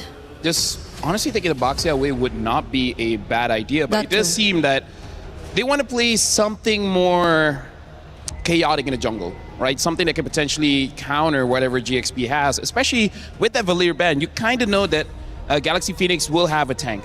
So they're probably thinking like, save the jungle pick to be one of those heroes that can deal with the tank. But instead, there you go. They're like, you know what? We're going to take the Baxia away. So maybe Galaxy Phoenix does have to take the Akai.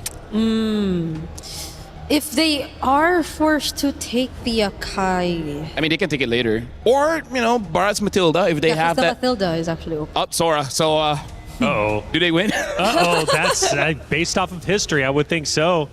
What's the pick? I mean, Jessica going Baxia is quite interesting. I mean, she's gone Herrera, she's gone Sora, now Baxia. What's the game plan, you think, for her specifically? Number one, I feel like to take away from GXP because I think they completely understand that's what they want because the bans are kind of honest here, Brigida. Yeah. So at least they get to deny more of what was similar to GXP's Game 1 draft because that was just really them rampaging through the Land of Dawn, just making sure that they were all over SAETA's map. So they do secure the Sora Belleric though, so I'm thinking the matchup. I kind of want Valentina. It's just that we don't know if Jessica can use a Valentina against a Sora. Yeah, maybe more on... Okay, so this time SAETA gets the Claude. Wow. That's another thing. So does Galaxy Phoenix take the Bruno? I'm not sure if the Bruno is the next option. But the Eve makes you a bit iffy about the Harith, yes. If they want the Akai, they got to take it now. If not, it's going to get back. A Ling! Honestly, quite early. For now, I think it's a Lingable game. But there's some EXPs, there's some roamers that will make Ling's life a little bit difficult. One of them is the Fovea, so they take that out.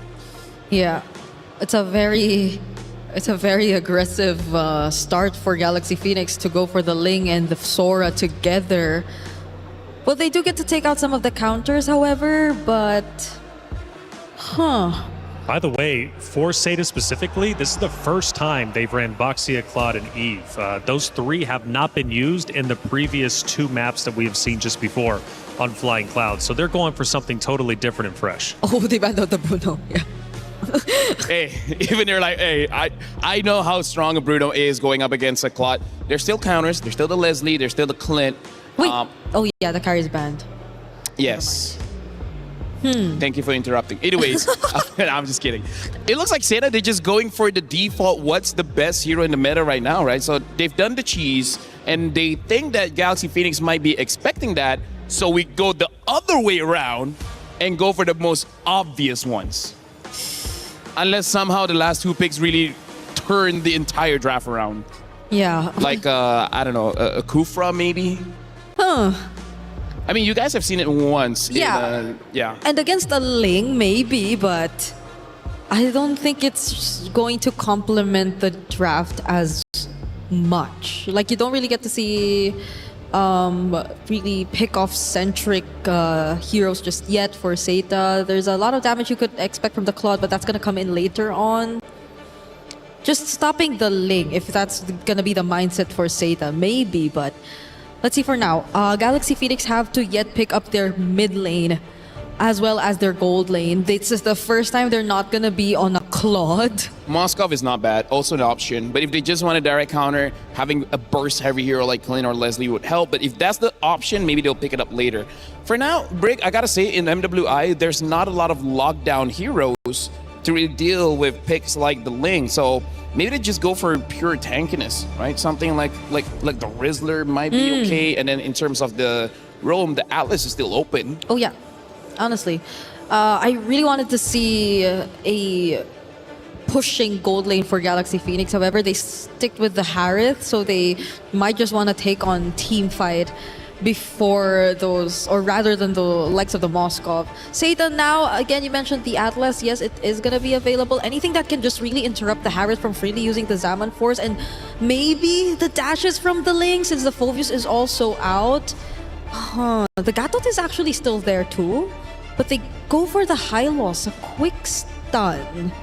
Not the kind of idea I would think about lockdown. However, I do have to say the Law and Order is a very easy click stun. So able to stop the Ling long enough if they have the damage, which Eve 2 items honestly should be enough damage to, if not kill the Ling, make sure the Ling is no longer there. And the Benedetta does get picked up to deal with the Sora, so that's more of a skill matchup if anything. Yeah, so maybe more on the Benedetta actually being the help eventually later on, but mid lane for Galaxy Phoenix. So far, it's been a very flexible hero pool for Sophia. But considering this lineup right here... Don't you wish you had a Valier? No, they took it out. Yeah, but, that's what I mean. I agree. Valier would have been perfect here. What is it there? There's a Lilia? Honestly, Lilia is probably the best pick. It's just that Eve counters Lilia quite hard because the burst is quite a lot. So they go for the Farsa here. I gotta say, maybe not the very best because Benedetta, High Loss, as well as Claude deals with you. But hey, if you kill people early, then it doesn't matter. Yep, it's a Farsa Ling. It's been a while since we saw this lineup. Really heavy burst damage too. Hopefully they get the early game that they want. And SAETA Esports for the first time goes with an entirely different hero pool for the third and final matchup to determine who moves forward and who goes home. SAETA Esports, Galaxy Phoenix, an elimination matchup here in the knockout bracket. Athena, Gideon, let's get it started. Thank you so much, Reflections. Here at MWI, at EWC, things are spicing up as both of these teams are fighting for tournament lives. One singular game could push them even further for not only their own region, but for their organization. Let's jump right into the Land of Dawn here, because this is going to be another Ling game coming up from Galaxy Phoenix. And the last time we saw Ling on Galaxy Phoenix, we were looking at 30 points worth of kills coming up from Fa. And that's exactly what they want to somehow manifest yet again. To get the kills rolling, be dominant as ever if you're Galaxy Phoenix. And you're right about the Reflections that map 2 or game 2 might just be the nightmare if they don't get this last point against SAETA. And now they're taking advantage. Oh, Sophia stole away that one camp. Now Jessica has to give this camp over if they steal it away as well. And deny level 2, that's perfect. Can you get the small camp as well? I managed to share it just enough. And now Zoe is still level 1. Oh no, there's going to be a taunt here by GXP. They're trying to chase down Joe! A midget first blood! They saw the chance, they took it, and they might go for a double, but nope. It's going to be Fa yet again, changing her mind. Fangua, just a little bit of a defend there and preventing from things from de-escalating here for SAETA. Beautifully played, beautifully played. A great response from both sides. The instant invade, the set play to try and take both of the camps. It was so close for being good, but unfortunately, GXP responded very, very well, noticing, hey, wait a minute, these motions are a little weird from the side of their mid laners, and especially their supports. Now, as this game continues to progress, and more importantly, looking at the emblems, nothing too out of the ordinary. This time, we have to keep in mind that Sophia is going to scale really, really well with that Weapons Master for the later stages of the game. You could definitely expect a change of facing here for Sophia, and they have this plenty of burst. So for GXP, it's all about the kills later on, and SAETA has to really watch out for those kinds of setup here. Lemma with the Balearic as well did a fantastic job in the previous games as well. So for SAETA, it's all about setting the faster flashes here for Fanwa, and Sophia goes in with a feathered airstrike taunt as well. Definitely an easy kill yet again for Fa, and Joe taking out in the process. Now they smoothly transition onto taking down a neutral objective. Beautiful layered play coming in from GXP, but Jessica, Electro final blow and even Petrify to try to get a trade. Okay, that's too flashy of a move, but still, that is an easy turtle, a secure turtle here for GXP. Now, we might take a closer look later on onto the Benedetta of Jessica 6 on what she can do. Can she do miracles with it, right? Yep, GXP, they're going to have to try their best here. Zoe now trying to set up another gank on that top side. Hey. Without Petrify, it's going to be a little bit harder, but unfortunately for Ling, overstayed in the lane, didn't have the ult to punish. Okay, that is something that SAETA could capitalize on. GXP, on the other hand, is taking few steps at a time here, taking their time before they go all in against SAETA. It's all about maintaining composure here for game number 3, because a lot of emotions were included for game on number 2. Sophia carrying up the last bits of minions, just zoning up members here for SAETA, and Fa yet again targeting Name. Tempest of Blades, going in for the first blade, second blade, third blade, and Lemma together with the rest of the gang will not be able to finish off and defend here for Fa. Better to overstay in my opinion here for GXP. Yeah, I can't understand. Why force it out? You already pushed them out of position, and at that point, you just need to get on out of there. And now looking at how this game is starting to progress, this is not going to be too great. SAETA can actually bounce back because of that one mistake, and now the dive here on the bottom side. Okay, Winnie, just enjoying her Zaman Force. Just enough of a tower hug to prevent things from de-escalating against SAETA. I do want to come back to the point that this is such a high-stakes game, and the emotions were so incredibly high as well. Like Jessica, after game number 2, was already shaking off of that, and now needs to play a high mechanic hero. It's not like Sora, where you press a couple of buttons and you feel good about yourself. Benedetta's timing needs to be precise and sharp. You can have the biggest impact or little to nothing if you whiff all of your abilities. Did she have enough of a break to actually calm down her nerves and go through with miracle team fight setup play here for SAETA. But for GXP on the other hand, I do understand there might be some kind of a frustration. There were so many missed moments.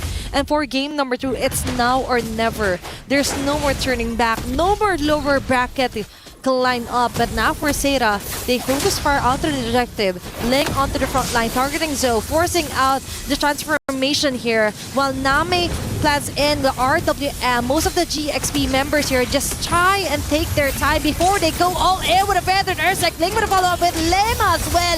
That's the Blades committed just right on track here. And Joe can do nothing but try to run away as the very passive here for Sophia will ensure that kill. All right.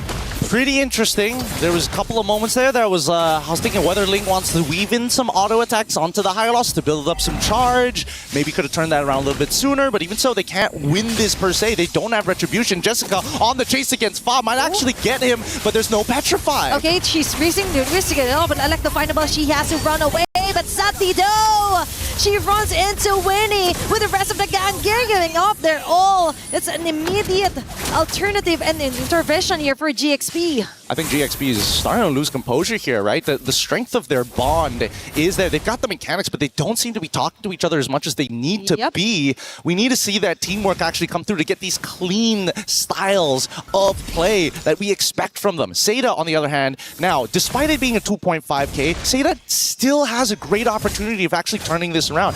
Jessica has done good work, and even though Zoe has died 3 times, it was at somebody else's expense. Sometimes even Fa made a mistake and even dying. On that top side, at least the waves are being cleared up, but GXP now want to take the initiative. They don't want to be passive. It's all about the skills right now for SAETA. And definitely, it's evident that Jessica has that. But now, it's all about maintaining and trying to take control of the situation. Plus, also not letting GXP corner them out with the macro yet again. And now, it's all about balancing out the waves. And Winnie is winning on the Gold Day matchup. That's 4 members of GXP targeting Fanwa alone. Girls Pathway just to try and disengage. Now she comes back. There will be quite a stun here, but Ling and the others will just slowly retreat back. Unfortunately, Ling doesn't have her flicker up just yet. I think there was a moment where they were thinking, if maybe I get the dash down, I could maybe flick onto like Name or maybe even Gai and try to trigger something, but didn't have the battle spell, don't have access to it. Fanwa does lose not only her ult, but also the Revitalize, which is pretty important because in the next 20 seconds, the next turtle is going to spawn, and she's going to have to wait another 23 seconds or so to get it back up in the middle of that fight. So unless GXP recognize that timing, they could maybe try and force this, but SAETA want to take first position. Okay, it's all about them trying to capitalize on what Joe can do here with the backshot, right? They have this beautiful setup. They just can't seem to do it right for now. But for GXP, that is somehow... Let's see, if they were able to somehow compose themselves, there were a kind of a bit of a messy initiations from Lemma. And speaking of which, she's going to spot on Fanwa here. It's going in. Okay, there's going to be law and order. Sophia with the feathered earth strike forces out Name out of position. Lema with a rapid riot. Ling targeting 2 members of the row, and Fa just targeted Name onto the back lines with the Tempest of Blaze. Beautiful play here, chased down by GXP. Now we're talking. Now they are very disciplined and have this plan in mind. And the plan is to kill before taking down an objective. What an outplay coming in from Ling. The Wrath of the Dryads as a follow-up was already great, but that Wombo combo is what GXP needs to secure this Lord right here, right now, to start a bigger advantage. They were 5K ahead. Now they're going to turn it closer to 7 to 8K, depending on whether or not SAETA can stop this pressure, stop this momentum. They will lose some outer turrets for this, but how much gold will they bleed? For now, it's looking like too much, right? But for SAETA, they have this Benedetta that could be one of the somehow tricky part here for SAETA that could actually reach the backlines. But the problem is that they also have to ensure that someone is ready and willing enough to somehow clear off the last bits of the lane. Yeah, what a build.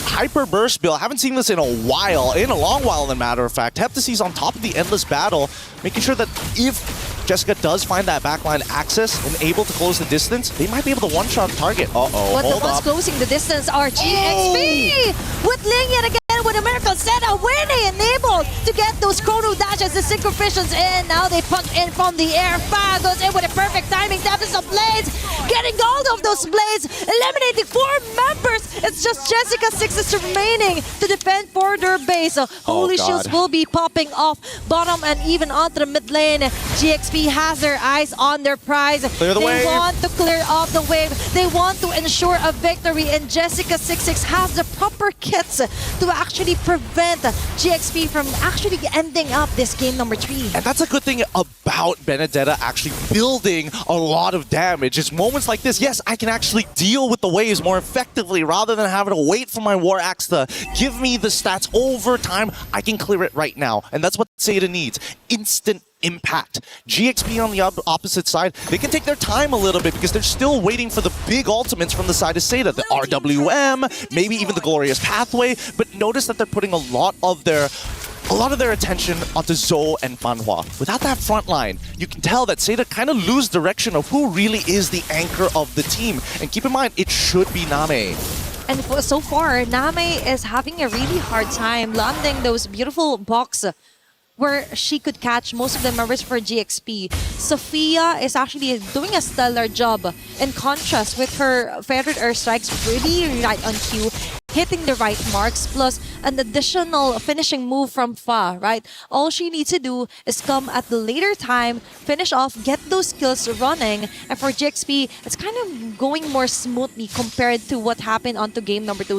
Looks like they got it all together for now. For now. The question is, when is it going to be enough to overtake it? It's 4-14 still with an 8K lead. The economy is in GXP's side. Third item already complete from Winnie, so that's her power spike right here. Unless Guy has 3 items, I don't know how they're going to compete. Let's see.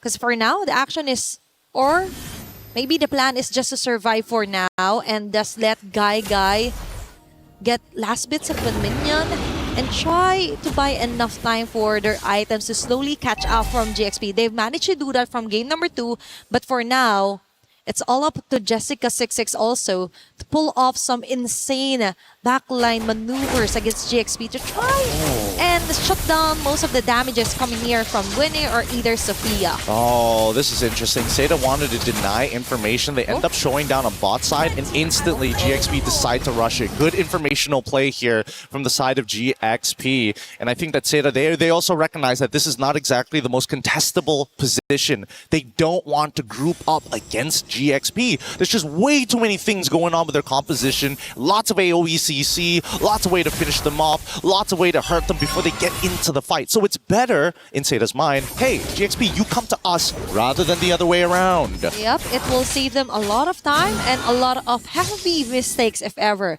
Because if they force out and they make a slight mistake, that might be the end of it, right? A 12-minute game time, almost 9K gold lead. Jessica6 being spotted here by Sophia. Now she's forced to back away. With the dashes, it will be enough. But for GXP, this game is just starting to get even better. Now Fanhua, half an HP left as well. There's going to be the stuns here from Sophia and Ling as well. The Lord will be melted down, but this ensures a quick entry point onto the mid lane by Galaxy Phoenix. Good play coming in from Jessica, trying her best attempt onto Winnie, but Winnie one step ahead, already buffering in, taking advantage of the new patch and its control system as now the next fight occurs. Okay, they managed to actually go out of the range right here for Guy, and now they go in. It's Ling yet again, finding the right angles.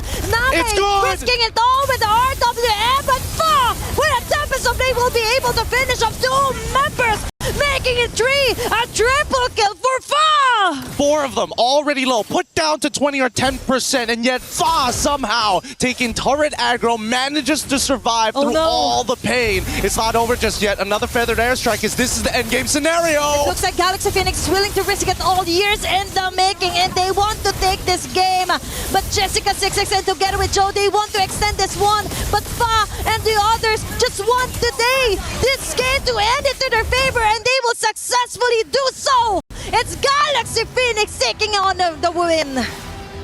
Galaxy Phoenix 2-1, what a game. We finally get to see the full extent of this team when they're behind, when they're ahead. But with competitors, always comes the crushing defeat. And it hurts my heart seeing SAETA, who put so much on the line here today. Blood, sweat, and tears, and yet it still wasn't enough. These last moments, they realized really quickly they staggered us too much. The death timers are too long. The impending doom is near. And my God, are we going to have some great competitors for our upcoming battles? But I can't wait to see these two teams maybe showing up next year once again to bring up their regions. Definitely a very nice and a very proudest moment here for Chinese MLBB to be put onto the map for MWI. All right, let's throw it up to the stage here to see the crushing